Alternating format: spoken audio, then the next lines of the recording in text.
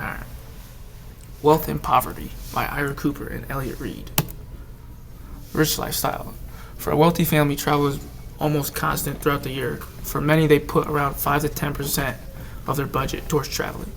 For a wealthy family, it also isn't surprising if that family were to own 2, 3, even 4 cars, one for each parent and one for the children in the family. The ultra-wealthy also own nearly 4 different properties on average, sitting around 3.7 properties on average. For a wealthy person, their hobbies could just be too expensive for a poorer family to keep up with. Some of these hobbies could be yachting, car collecting, art collecting, and world traveling. Poor lifestyle. In the average poor household, travel is pretty much out of the question. The average poor person living under the poverty line has no free time to spend on their own enjoyment. They are more worried about just keeping a roof over their head and paying utilities, and at the end of the day, still not having enough money to put food on the table. A person living in poverty would live in a small home or studio apartment, and having more than one property is out of the question. Rich job and money. A rich person will have a different job than someone of a lower class.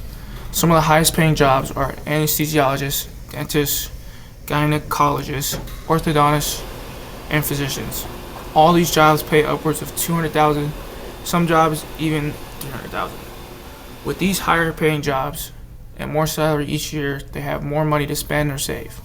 This allows them to live at a point way above the standard of living and live the lavish lifestyle they desire. Poor job/money. Someone who is poor will not have as much access to high-paying jobs due to lack of education or employers not hiring that person because of their financial situation. Most poor people work low-paying jobs, commonly minimum wage, and don't make enough money to live comfortably. Some of these jobs include retail worker, waitress or waiter, salesperson, and bartender.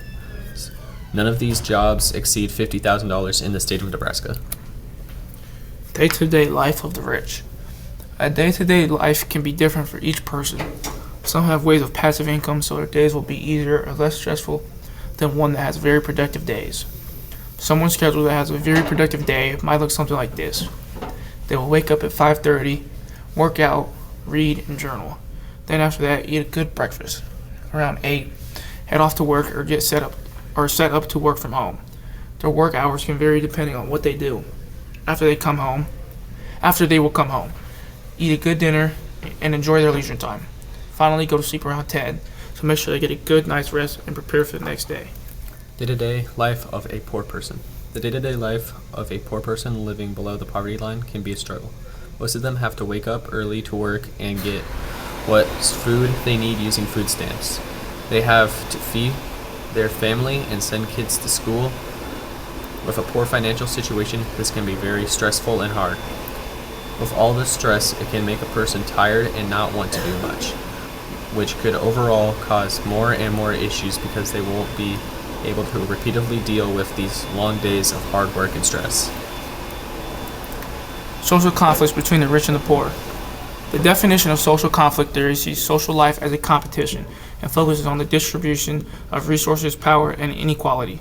Since there is competition, that means one person or group of people will succeed more than others. Some might do whatever means necessary to win or succeed, even if that means taking advantage of others for your own personal benefit. Time and time again, we have seen conflict between the rich and the poor, where the rich takes advantage of the poor so they can keep rising and the poor will stay beneath them. One example of this situation is poverty industry or the poverty business.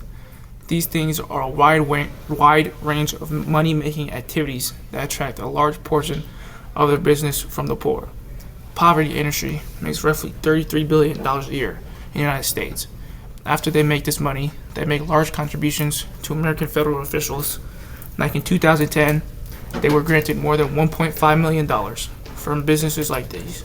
Since these businesses get their money from the poor, it keeps the poor poorer and makes the rich richer. And that's all.